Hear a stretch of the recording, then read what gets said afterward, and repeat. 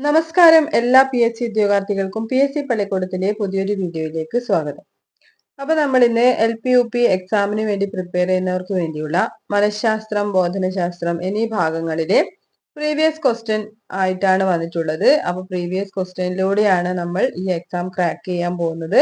ദിവസവും നിങ്ങൾക്ക് ഒരു പ്രീവിയസ് ക്വസ്റ്റ്യൻ പേപ്പർ ചെയ്ത് പരീക്ഷയുമായി കൂടുതൽ അടുപ്പം സ്ഥാപിക്കാൻ കഴിയും. അതുപോലെ തന്നെ ഓരോ ദിവസവും മോക്ക് ടെസ്റ്റ് അറ്റൻഡ് ചെയ്യുമ്പോൾ നിങ്ങൾക്ക് എന്ത് ചെയ്യാൻ, നിങ്ങൾക്ക് എക്സാമിനോടുള്ള പേടിയും കുറഞ്ഞു വരും അല്ലെ. അപ്പോൾ വളരെ നല്ല ഒരു മാർഗമാണ്. ഈ ക്വസ്റ്റ്യൻസ് എല്ലാം നിങ്ങൾ എക്സാം ആയി തന്നെ അറ്റൻഡ് ചെയ്യാൻ ശ്രദ്ധിക്കുക. അപ്പോൾ PSC പള്ളിക്കൂടം എന്ന ചാനൽ ഇന്ന് തന്നെ സബ്സ്ക്രൈബ് ചെയ്ത് ക്ലാസ്സുകളെല്ലാം സ്വന്തമാക്കുക. ദിവസവും ഞാൻ LP-UP മോക്ക് ടെസ്റ്റുകൾ ഇടുന്നുണ്ട്. അപ്പോൾ വീഡിയോസ് ഇഷ്ടപ്പെടുകയാണെങ്കിൽ ലൈക്ക് ചെയ്യാനും ഷെയർ ചെയ്യാനും കമന്റ് ചെയ്യാനും മറക്കരുത്. അപ്പൊ നമുക്ക് ആദ്യത്തെ ചോദ്യത്തിലേക്ക് പോകാം. ആദ്യത്തെ ചോദ്യം ഇതാണ്: എബ്രഹാം മാസ്ലോയുടെ ആവശ്യങ്ങളുടെ ശ്രേണിയിൽ സുരക്ഷിതത്വവുമായി ബന്ധപ്പെട്ട ആവശ്യങ്ങൾക്കും അഭിമാനബോധവുമായി ബന്ധപ്പെട്ട ആവശ്യങ്ങൾക്കും ഇടയിൽ ക്രമീകരിച്ചിട്ടുള്ളത് എന്താണ്? സ്നേഹവുമായി ബന്ധപ്പെട്ട ആവശ്യങ്ങളാണ് അല്ലെ. സ്നേഹവുമായി ബന്ധപ്പെട്ട ആവശ്യങ്ങൾ. അപ്പൊ അബ്രഹാം മാസ്ലോയുടെ ആവശ്യങ്ങളുടെ ശ്രേണി എല്ലാ ക്വസ്റ്റ്യൻ പേപ്പറിലും ആവർത്തിച്ചു വരുന്നുണ്ട്. അതൊരു ഹോട്ട് ടോപ്പിക്കായി തന്നെ നിങ്ങൾ എടുത്ത് പഠിക്കണം. അടുത്ത ചോദ്യം: പഠനം എന്നത് സാംസ്കാരിക ഉപകരണങ്ങൾ ഉപയോഗിച്ചുകൊണ്ട് സാമൂഹ്യ സാംസ്കാരിക സാഹചര്യങ്ങളിൽ ഇടപെട്ട് നാം നേരിടുന്ന പ്രശ്നങ്ങൾ പരിഹരിക്കലും തുടർ പഠനത്തിനുള്ള വൈദഗ്ധ്യം വർദ്ധിപ്പിക്കലുമാണ്.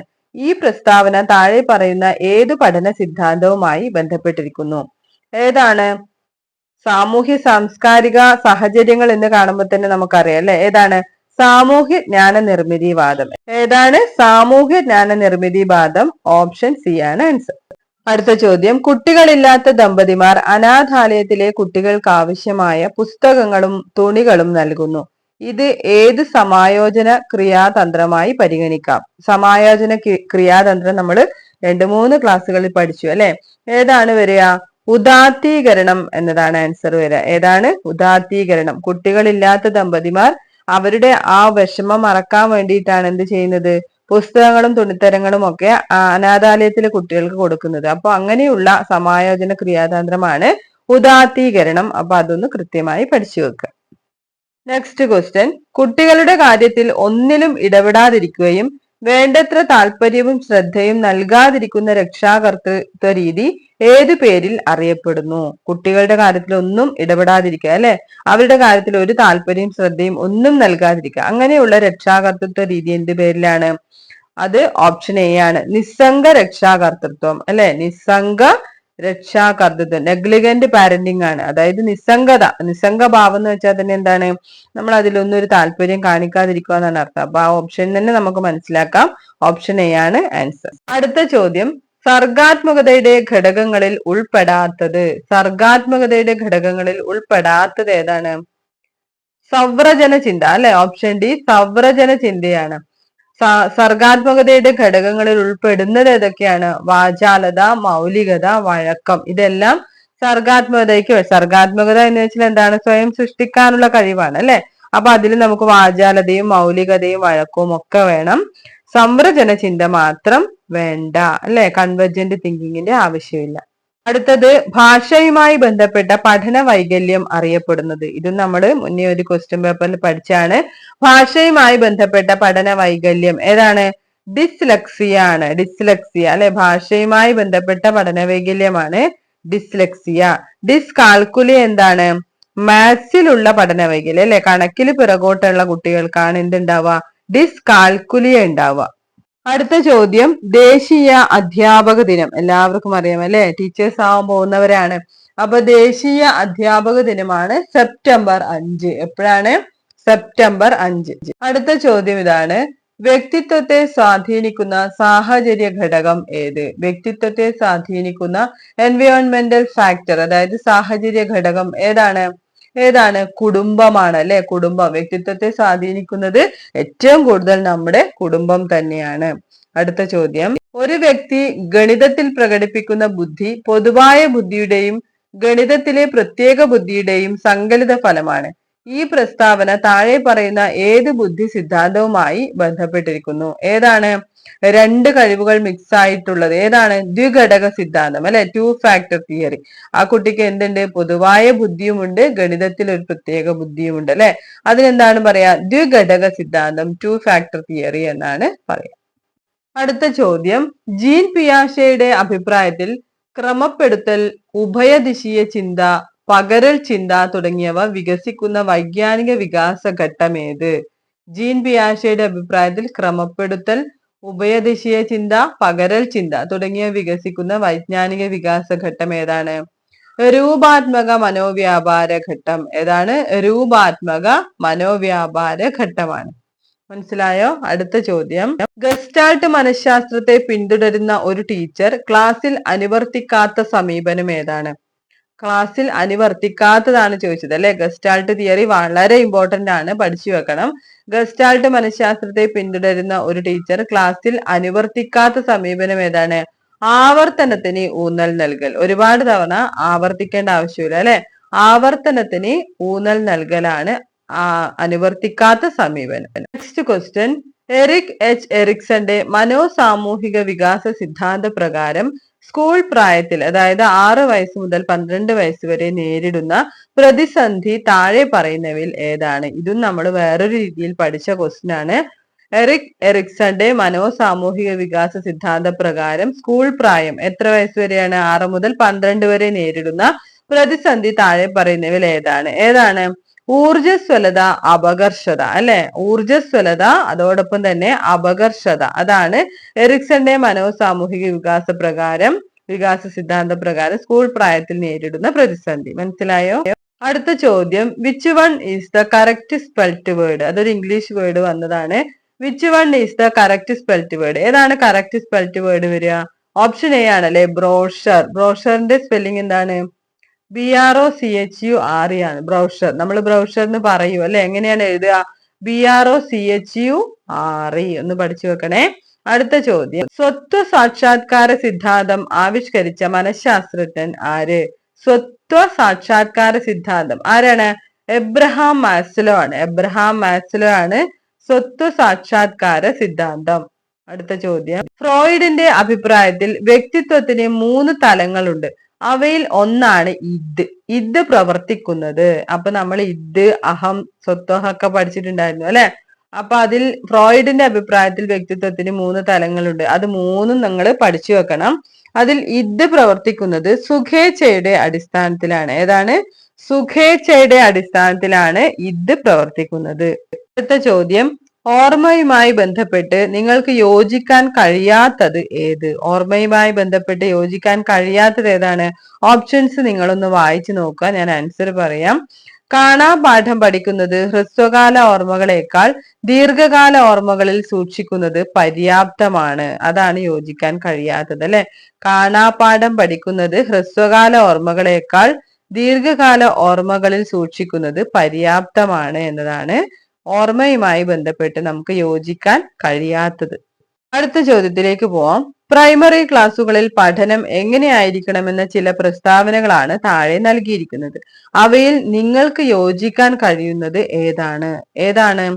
കുട്ടിയുടെ അന്വേഷണത്തിനും ചിന്തയ്ക്കും പ്രാധാന്യമുള്ള പഠന പ്രവർത്തനങ്ങൾ നൽകണം അല്ലെ.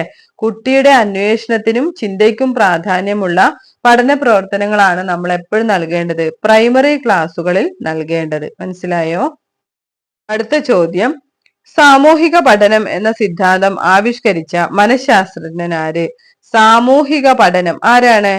ആൽബർട്ട് ബന്ദൂരയാണ് അല്ലെ. ആൽബർട്ട് ബന്ദൂരയാണ് സാമൂഹിക പഠനം എന്ന സിദ്ധാന്തം ആവിഷ്കരിച്ച മനഃശാസ്ത്രജ്ഞൻ. ആരാണ്? ആൽബർട്ട് ബന്ദൂര.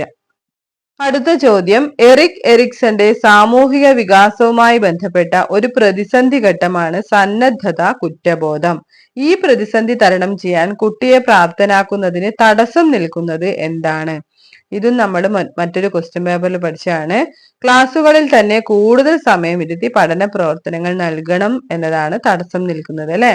ക്ലാസ്സുകളിൽ തന്നെ കൂടുതൽ സമയം ഇരുത്തി പഠന പ്രവർത്തനങ്ങൾ നൽകണം എന്നതാണ് കുട്ടിയുടെ സന്നദ്ധത കുറ്റബോധം എന്ന പ്രതിസന്ധി തരണം ചെയ്യാൻ അവനെ പ്രാപ്തനാക്കുന്നതിന് തടസ്സം നിൽക്കുന്നത്. അടുത്ത ചോദ്യം, കുട്ടി തന്റെ മുന്നറിവിന്റെയും അനുഭവത്തിന്റെയും അടിസ്ഥാനത്തിൽ പുതിയ അറിവിനെ അഥവാ അനുഭവത്തെ വ്യാഖ്യാനിക്കുന്നതിന് പിയാഷെ ഉപയോഗിക്കുന്ന പദം താഴെ പറയുന്നവയിൽ ഏതാണ്? സ്വാംശീകരണമാണ് അല്ലെ. ഏതാണ്? സ്വാംശീകരണം. കുട്ടി തന്റെ മുന്നറിവിന്റെയും അനുഭവത്തിന്റെയും അടിസ്ഥാനത്തിൽ പുതിയ അറിവിനെ അഥവാ അനുഭവത്തെ വ്യാഖ്യാനിക്കുന്നതാണ് സ്വാംശീകരണം. ആരുടെ അഭിപ്രായത്തിലാണ്? പിയാഷെയുടെ അല്ലെ. പിയാഷെയാണ് സ്വാംശീകരണം എന്ന പദം ഉപയോഗിച്ചത്. അടുത്ത ചോദ്യത്തിലേക്ക് പോവാം. നിങ്ങൾ ക്ലാസ് PTA യോഗം നടത്തുകയാണെങ്കിൽ ഏറ്റവും കുറഞ്ഞ പരിഗണന നൽകുന്നത് ഏതിനായിരിക്കും? ഓപ്ഷൻസ് എല്ലാം വായിച്ചു നോക്കുക. നിങ്ങൾ ക്ലാസ് PTA യോഗം നടത്തുകയാണെങ്കിൽ ഏറ്റവും കുറഞ്ഞ പരിഗണന നൽകുന്നത് ഏതിനായിരിക്കും? കുട്ടിയുടെ പഠന പിന്നോക്കാവസ്ഥ രക്ഷിതാക്കളെ അറിയിക്കും എന്ന കാര്യം അല്ലെ. അതിന് കുറഞ്ഞ പരിഗണന മാത്രമേ കൊടുക്കേണ്ടതുള്ളൂ. കുട്ടിയുടെ പഠന പിന്നോക്കാവസ്ഥ രക്ഷിതാക്കളെ അറിയിക്കും എന്നതാണ് ഇവിടെ ആൻസർ വരിക. അടുത്ത ചോദ്യം, പ്രായോഗിക ബുദ്ധിമാപനം ആദ്യമായി അവതരിപ്പിച്ചത് ആരാണ്? പ്രായോഗിക ബുദ്ധിമാപനം എല്ലാവർക്കും അറിയാം, ആൽഫ്രഡ് ബിനെയാണ് അല്ലെ. ആൽഫ്രഡ് ബിനെ. പ്രായോഗിക ബുദ്ധിമാപനം ആദ്യമായി അവതരിപ്പിച്ചത് ആരാണ്? ആൽഫ്രഡ് ബിനെയാണ്. നെക്സ്റ്റ് ക്വസ്റ്റ്യൻ, ഫലപ്രദമായ പഠനത്തിന് പ്രധാനപ്പെട്ട ഒരു ഘടകമാണ് സ്കൂൾ അന്തരീക്ഷം. താഴെ കൊടുത്തിട്ടുള്ളവയിൽ സ്കൂൾ അന്തരീക്ഷവുമായി ബന്ധപ്പെട്ട് ഏറ്റവും അവസാനം പരിഗണിക്കേണ്ട ഘടകം ഏതാണ്? കുട്ടികളുടെ ക്ഷേമത്തോടൊപ്പം അധ്യാപകരുടെ ക്ഷേമവും പരിഗണിക്കുന്നുണ്ട്. അതാണ് ഇവിടെ ആൻസർ വരിക. ഫലപ്രദമായ പഠനത്തിന് പ്രധാനപ്പെട്ട ഒരു ഘടകമാണ് സ്കൂൾ അന്തരീക്ഷം അല്ലെ. താഴെ കൊടുത്തിരിക്കുന്നവയിൽ സ്കൂൾ അന്തരീക്ഷവുമായി ബന്ധപ്പെട്ട് ഏറ്റവും അവസാനം പരിഗണിക്കേണ്ട ഘടകം ഏതാണ്? കുട്ടികളുടെ ക്ഷേമത്തോടൊപ്പം അധ്യാപകരുടെ ക്ഷേമവും പരിഗണിക്കുന്നുണ്ട് എന്ന കാര്യമാണ് അല്ലെ. അത് ഏറ്റവും അവസാനം പരിഗണിക്കേണ്ട കാര്യമാണ്. അടുത്ത ചോദ്യം, ബഹുമുഖ ബുദ്ധി സിദ്ധാന്തം രൂപപ്പെടുത്തിയ മനഃശാസ്ത്രജ്ഞൻ. ഇത് ഒരുപാട് തവണ ആവർത്തിച്ചു അല്ലെ. ഒരുപാട് ക്വസ്റ്റ്യൻ പേപ്പറിൽ നമ്മൾ തന്നെ പഠിച്ചു. ബഹുമുഖ ബുദ്ധി സിദ്ധാന്തം ആരാണ്? ഹൊവാർഡ് ഗാർഡനർ ആണ്. ആരാണ്? Howard Gardner. ബഹുമുഖ ബുദ്ധി സിദ്ധാന്തം. നമുക്ക് തന്നെ ഒന്ന് ചെറിയൊരു കൺഷൻ കൊടുത്താലോ? ഇപ്പൊ ഹൊവാർഡ് എന്നുള്ളത് വാർഡ് എന്ന് ഓർമ്മിച്ചാൽ മതി അല്ലെ. വാർഡിനെ നോക്കി നടത്തുന്നതാണ്. വാർഡിന്റെ ഒരു ഗാർഡനർ എന്നാ പറയാ, നമ്മള് ഗാർഡ് എന്ന് പറഞ്ഞാൽ മതി. അപ്പൊ ഒരു വാർഡൊക്കെ നോക്കി നടത്തുന്ന ഒരു മെമ്പർ ഒക്കെ ഇല്ലേ, അവർക്ക് എന്താണ്? ബഹുമുഖ ബുദ്ധി വേണം അല്ലെ. എല്ലാ കാര്യങ്ങളും ഡീൽ ചെയ്യാനുള്ള ഒരു ബഹുമുഖ ബുദ്ധി വേണമെന്ന് പഠിച്ചു വെച്ചാൽ മതി. അടുത്ത ചോദ്യം, ആശയ രൂപീകരണവുമായി ബന്ധപ്പെട്ട് നിങ്ങൾക്ക് യോജിക്കാൻ കഴിയാത്തത് ഏതാണ്? അനുയോജ്യമായ ഉദാഹരണങ്ങളോടൊപ്പം അനുയോജ്യമല്ലാത്ത ഉദാഹരണങ്ങൾ നൽകുന്നത് ആശയ രൂപീകരണത്തിന് തടസ്സം സൃഷ്ടിക്കും. അതാണ് ആൻസർ. അടുത്ത ചോദ്യം, മനുഷ്യൻ ജനിക്കുന്നത് ഭാഷാ പഠന സംവിധാനത്തോടെയാണെന്ന് പറഞ്ഞ ഭാഷാ ശാസ്ത്രജ്ഞൻ ആരാണ്? നോം ചോംസ്കി ആണ് അല്ലെ. ഭാഷാ പഠന ശാസ്ത്രജ്ഞൻ എന്ന് പറയുമ്പോൾ തന്നെ നമുക്കറിയാം നോം ചോംസ്കി ആണ്. മനുഷ്യൻ ജനിക്കുന്നത് ഭാഷാ പഠന സംവിധാനത്തോടെയാണെന്ന് പറഞ്ഞത് നോം ചോംസ്കി ആണ്. അടുത്ത ക്വസ്റ്റ്യൻ, വിമർശനാത്മക ചിന്തയുമായി പൊരുത്തപ്പെടാത്തത് ഏത്? വിമർശനാത്മക ചിന്തയുമായി പൊരുത്തപ്പെടാത്തത് ഏതാണ്? ശരിയുത്തരങ്ങളിലേക്ക് കുട്ടികളെ നയിക്കുക എന്നതാണ് അല്ലെ. ശരിയുത്തരങ്ങളിലേക്ക് കുട്ടികളെ നയിക്കുക എന്നത് വിമർശനാത്മക ചിന്തയുമായി പൊരുത്തപ്പെടാത്തതാണ്. 3 ഓപ്ഷനും ഇതുമായി ബന്ധപ്പെട്ടതാണ്. അടുത്ത ചോദ്യം, അനുയോജ്യമല്ലാത്ത കൈത്താങ് ഏതാണ്? സ്കഫോൾഡിങ് അല്ലെ. അനുയോജ്യമല്ലാത്ത കൈത്താങ് ഏതാണ്? കുട്ടിക്ക് ശരിയായ ആശയങ്ങൾ പറഞ്ഞു കൊടുക്കുക എന്നതാണ്. കുട്ടിക്ക് ശരിയായ ആശയങ്ങൾ പറഞ്ഞു കൊടുക്കുക എന്നത് അനുയോജ്യമല്ലാത്ത കൈത്താങ്ങാണ്. നമ്മൾ ഒരിക്കലും എന്ത് ചെയ്യാൻ പാടില്ല? കുട്ടിക്ക് ആശയങ്ങൾ പറഞ്ഞു കൊടുക്കാൻ പാടില്ല അല്ലെ. കുട്ടിക്ക് സൂചനകൾ നൽകി സഹായിക്കാം, അല്ലെങ്കിൽ സ്വയം ചെയ്യാനുള്ള നിർദ്ദേശം നൽകാം. ചിന്തിപ്പിക്കാൻ പ്രേരിപ്പിക്കുന്ന ചോദ്യങ്ങളിലൂടെയും നിർദ്ദേശങ്ങളിലൂടെയും സ്വയം രൂപീകരിക്കുന്നതിന് സഹായിക്കുകയും ചെയ്യാം അല്ലെ. മനസ്സിലായോ? അടുത്ത ചോദ്യം വളരെ ഇമ്പോർട്ടന്റ് ആണ്. പാഠ്യപദ്ധതി ചാക്രികാരോഹണ രീതിയിലാവണം എന്ന് നിർദ്ദേശിച്ച വിദ്യാഭ്യാസ മനഃശാസ്ത്രജ്ഞൻ. പാഠ്യപദ്ധതി ചാക്രികാരോഹണ രീതിയിലാവണം ആരാണ് പറഞ്ഞത്? ജെറോം എസ് ബ്രൂണർ ആണ് അല്ലെ. നമ്മുടെ ബ്രൂണർ ആണ് എന്ത് പറഞ്ഞത്? പാഠ്യപദ്ധതി ചാക്രികാരോഹണ രീതിയിൽ ആവണം എന്ന് പറഞ്ഞത് ആരാണ്? ജെറോം എസ് ബ്രൂണർ ആണ്. അടുത്ത ചോദ്യം, കുട്ടികളിൽ നൈതികത രൂപപ്പെടുത്തുന്നതിന് നിങ്ങൾ തീരെ പരിഗണിക്കാൻ ഇടയില്ലാത്തത് ഏതാണ്? ഇല്ലാത്തതാണ് ചോദിച്ചത് അല്ലെ. കുട്ടികളിൽ നൈതികത രൂപപ്പെടുത്താൻ നിങ്ങൾ തീരെ പരിഗണിക്കാൻ ഇടയില്ലാത്തത് ഏതാണ്? നിയമങ്ങൾ ലംഘിക്കുന്ന അല്ലെങ്കിൽ മറ്റു കുട്ടികളെ കളിയാക്കുന്ന കുട്ടിക്ക് ലഘുവായ ശിക്ഷ നൽകും എന്നതാണ് നമ്മൾ തീരെ പരിഗണിക്കാത്ത കാര്യം. പരിഗണിക്കുന്ന കാര്യങ്ങൾ ഏതൊക്കെയാണ്? ഓരോ കുട്ടിക്കും മികച്ച പരിഗണന നൽകും, കുട്ടിക്ക് പറയാനുള്ള കാര്യങ്ങൾ ക്ഷമയോടെ കേൾക്കും അല്ലെ. പിന്നെയോ സഹപ്രവർത്തകരോടും കുട്ടികളോടും പരസ്പര ബഹുമാനത്തോടെ ഇടപെടും. ഇതെല്ലാം നൈതികത വർദ്ധിപ്പിക്കാൻ നല്ലതാണ്. എന്നാൽ നിയമങ്ങൾ ലംഘിക്കുന്ന മറ്റു കുട്ടികളെ കളിയാക്കുന്ന കുട്ടിക്ക് ഒരിക്കലും നമ്മൾ എന്ത് ചെയ്യാൻ പാടില്ല, ശിക്ഷ നൽകാൻ പാടില്ല. അപ്പൊ അതാണ് നമ്മൾ തീരെ പരിഗണിക്കാതിരിക്കേണ്ടത്. അടുത്ത ചോദ്യം, ഭാഷയ്ക്കും ചിന്തയ്ക്കും വ്യത്യസ്തമായ ജനിതക വേരുകളാണുള്ളത്. രണ്ടും വികാസം പ്രാപിക്കുന്നത് വ്യത്യസ്ത വഴികളിലൂടെയും സ്വതന്ത്രവുമായാണ്. ഭാഷാ വികാസത്തെ കുറിച്ചുള്ള ഈ കണ്ടെത്തലുകൾ ആരുടേതാണ്? ഇത് നമ്മൾ 2-3 തവണ പഠിച്ചു അല്ലെ. വൈഗോട്സ്കി ആണ്. ആരുടേതാണ്? വൈഗോട്സ്കിയുടേതാണ്. അടുത്ത ചോദ്യം, സമായോജന തന്ത്രങ്ങളിൽ ഒന്നാണ് പ്രക്ഷേപണം. പ്രക്ഷേപണവുമായി യോജിക്കുന്നത് ഏതാണ്? സമായോജന തന്ത്രങ്ങൾ നമ്മൾ കുറെ പഠിച്ചു അല്ലെ. അത് വളരെ ഒരുപാട് തവണ ചോദിക്കുന്ന ചോദ്യമാണ്, വളരെ ഇമ്പോർട്ടന്റ് ആണ്. അപ്പൊ അത് പഠിച്ചു വെക്കണം. സ്വന്തം പ്രവൃത്തി കൊണ്ടുള്ള പരാജയങ്ങൾക്ക് മറ്റു കാരണങ്ങൾ കണ്ടെത്തുക. ഏതാണ്? സ്വന്തം പ്രവൃത്തി കൊണ്ടുള്ള പരാജയങ്ങൾക്ക് മറ്റു കാരണങ്ങൾ കണ്ടെത്തുക എന്നതാണ് പ്രക്ഷേപണം എന്ന സമായോജന രീതി. അടുത്ത ചോദ്യം, ഏതുതരം വിലയിരുത്തലിനാണ് അതീത ചിന്തയുടെ സാധ്യതകളുള്ളത്? ഏതുതരം വിലയിരുത്തലിനാണ് അതീത ചിന്തയുടെ സാധ്യതകളുള്ളത്? ഏതാണ്? വിലയിരുത്തൽ തന്നെ പഠനം അല്ലെ. വിലയിരുത്തൽ തന്നെ പഠനം എന്നതാണ് ആൻസർ. അടുത്ത ചോദ്യം, ലേണിംഗ് വിത്തൗട്ട് ബേർഡൻ എന്ന പേരിൽ പ്രസിദ്ധീകരിച്ച റിപ്പോർട്ട് ഏതാണ്? ലേണിംഗ് വിത്തൗട്ട് ബേർഡൻ എന്ന പേരിൽ പ്രസിദ്ധീകരിച്ച റിപ്പോർട്ട് ഏതാണ്? യശ്പാൽ കമ്മിറ്റി റിപ്പോർട്ടാണ് അല്ലെ. യശ്പാൽ കമ്മിറ്റി റിപ്പോർട്ടാണ് ലേണിംഗ് വിത്തൗട്ട് ബേർഡൻ എന്ന പേരിൽ പ്രസിദ്ധീകരിച്ച റിപ്പോർട്ട്. അടുത്ത ചോദ്യം, എമിലിയുടെ കർത്താവ് ആരാണ്? ഇത് നമുക്ക് എല്ലാവർക്കും അറിയാം. ആരാണ്? റൂസോ ആണ് അല്ലെ. എമിലിയുടെ കർത്താവാണ് റൂസോ. അടുത്ത ചോദ്യം, ഇന്ത്യയിൽ എഡ്യൂക്കേഷണൽ ടെക്നോളജി പ്രൊജക്ട് ആരംഭിച്ചത്? ഇന്ത്യയിൽ എഡ്യൂക്കേഷണൽ ടെക്നോളജി പ്രൊജക്ട് ആരംഭിച്ചത് എപ്പോഴാണ്? 1972-ലാണ്. 72-ൽ എഡ്യൂക്കേഷണൽ ടെക്നോളജി പ്രൊജക്ട് അല്ലെ. അടുത്ത ചോദ്യം, നാം ഇന്നുവരെ കുട്ടികളുടെ മനസ്സിൽ പലതരം അറിവുകളും കുത്തിച്ചെലുത്തുന്നതിനാലാണ് നമ്മുടെ ശക്തിയെല്ലാം കേന്ദ്രീകരിച്ചത്. അവരുടെ മനസ്സിന് പ്രചോദനമോ വികാസമോ നൽകണമെന്ന് നാം ഒരിക്കലും വിചാരിച്ചിട്ടില്ല. ഇങ്ങനെ അഭിപ്രായപ്പെട്ടത് ആരാണ്? നമ്മുടെ ഗാന്ധിജിയാണ് അല്ലെ. രാഷ്ട്രപിതാവായ ഗാന്ധിജിയാണ് ഇങ്ങനെ അഭിപ്രായപ്പെട്ടത്.